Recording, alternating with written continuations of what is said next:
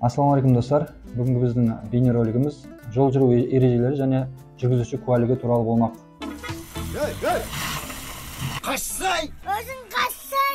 Yolda yürütsen mi neme? Yolda yürütmez mi neme? Бастамас бұрын ең алдымен каналымызға тіркеліп, лайк басып кетуді ұмытпаңыздар. Жалпы жол жүру ережелері ол жол жүру қозғалысына қатысушылардың, яғни мотоциклдердің, автокөліктердің, автобустардың, трамвай және де жаяу жүргіншілердің жол жүру қозғалысын реттеу үшін жасап шығарылған.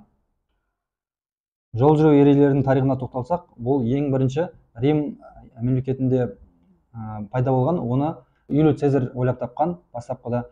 Ол кезде қозғалыс тек қана бір бағытта жүріп отырған. Қалаға келетін кісілер қала шетіне көліктерін тастап, өздері жаяу жүруге міндетті болған. Немесе екінші вариант ол паланкин деп аталатын көліктерді жалдауға рұқсат етілген.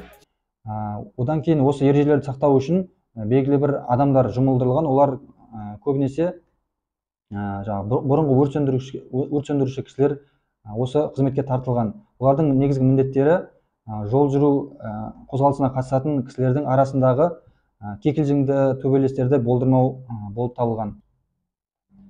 Жол қозғалысының қазіргі тарихы 1868 жылы Лондонда 10 желтоқсанда қабылданды.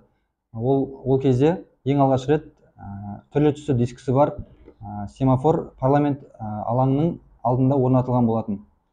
1893 жылы 14 тамызда Францияда автомобильдер қозғалысы туралы алғашқы заң қабылданды. Ол ережелерде қазіргі заманғы біз көріп жүрген жол жүру бағыттарын көрсететін, басқа бір елді мекендерге кетіп бара жатқан кездегі қанша қашықтық қалған көрсететін тақтайшалар туралы ережелер сол ең бірінші заңда жинағында көрсетілген болатын. 1914 жылы алғашқы светофорлар, яғни электр бағдаршамдары пайда болды. Ол ең бірінші ақш-та орнатыла бастады.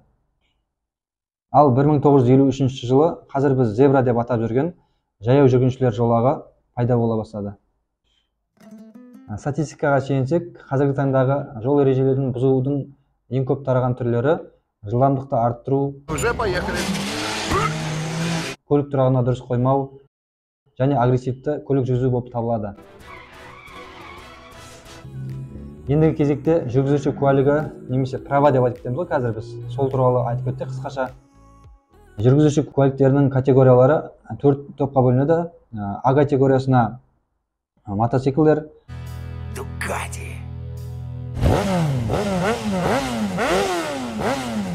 А1 категориясына көлемі кішілеу мотоциклдар жатады. Бұл категорияларға 16 жастан бастап өтініш беруге болады.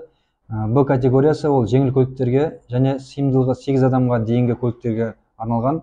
Б1 категориясы ол квадроцикл және трициклдарға арналған. Ал Б категориясы себебі бар осындай жеңіл көліктерге арналған. Ал С категориясы С және С1 деген категориялар, олар 3,5 тоннаға дейінгі жүк көліктеріне арналған категориялар болып табылады. Ал С1 және С1Е деген категориялар, олар жүк көліктеріне прицептер жалғанған кезде қолданылады. Д және Д1 категориясы ұзындығы 7 метрге дейінгі автобустарға арналған.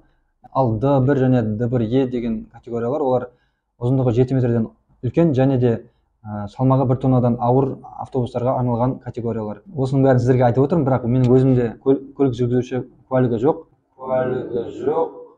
Сізде де мен сияқты права болмаса, төмендегі сілтемеде біз автошколалар туралы мәліметтер қалдырамыз.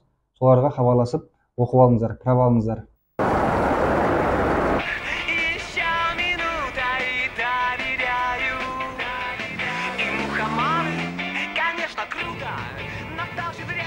У вас такая красивая машина.